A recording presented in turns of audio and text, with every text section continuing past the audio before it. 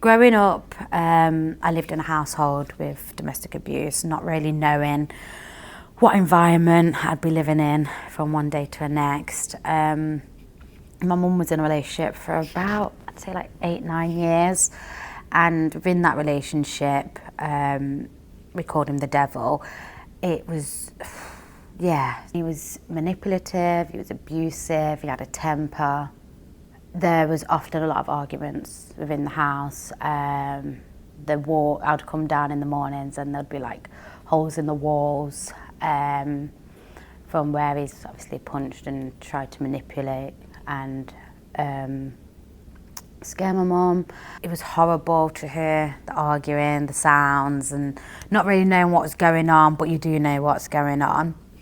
And then not really being able to speak to other people about it, because as a child you kind of know it's not normal, but it's your normal. There was one occasion when I was older where I stayed at my friend's house, and I don't normally stay at my friend's house that much, might just be one night, but this time it was a couple of nights, and within that time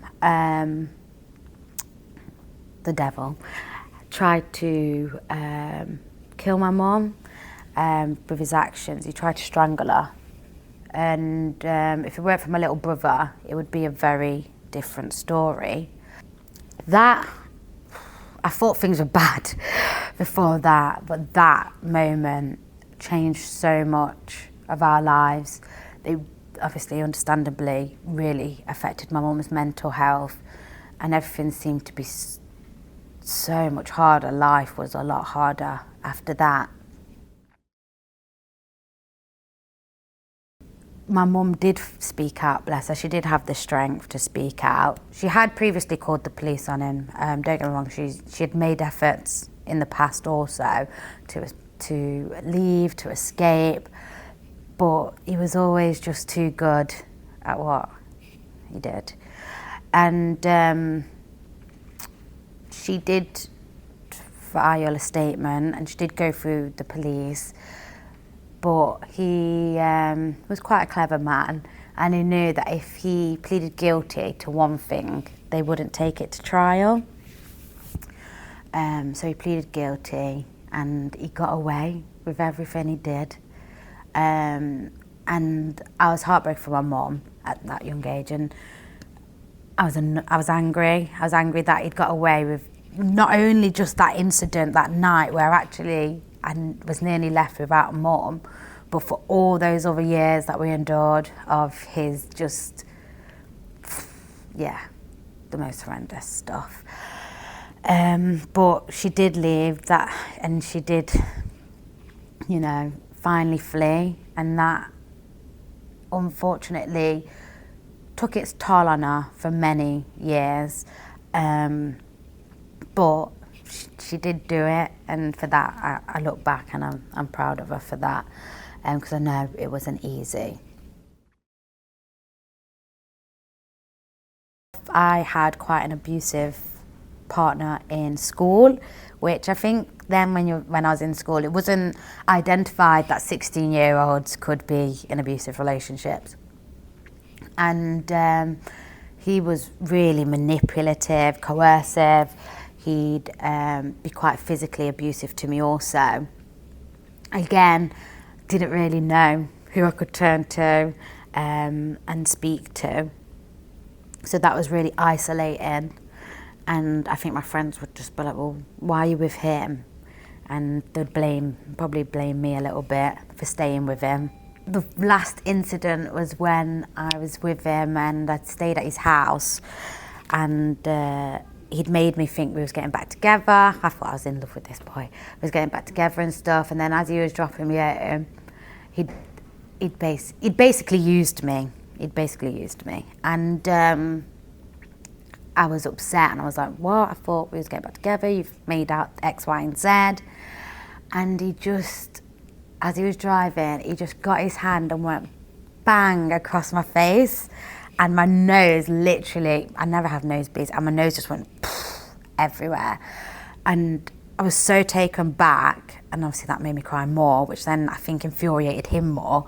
And he just, as we got near to mine, he pulled up and he was just so aggressive. I think he even bit me, which is, when I look back at that time, is insane to me. I just think, what the hell?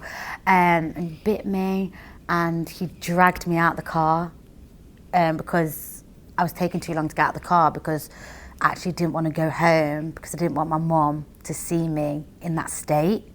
That was the end of it for me. From that day, I was like, I'm not getting into this. I'm not letting this person treat me like this. And obviously it really impacted me mentally, and it's impacted me trusting men. I think I just kind of talk about it so openly and freely because that's kind of been my way to deal with it. And I suppose that's kind of like my coping mechanism. I use a lot of humour and I laugh a lot. I do cry a lot as well.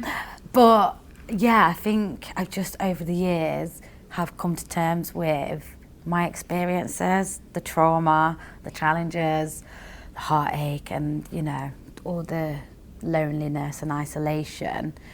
And I think it's just, I used to live with so much shame and guilt, and I'd be embarrassed and, yeah, have all this baggage with it. Whereas I suppose as I've got older, I've had to learn that actually, unfortunately, that is my past and that's a part of me. Didn't ask for any of it, can't change any of it, but it's made me who I am. And if I hadn't gone through all those experiences, then maybe I wouldn't have the empathy skills that I do have today, and the knowledge and just awareness of how to support other people and understand what they're going through. So although, yeah, the stuff I've just said is literally the bare minimum of my experiences, I can only be grateful now, because otherwise I wouldn't be working for Refuge and I wouldn't be able to help people the way I do.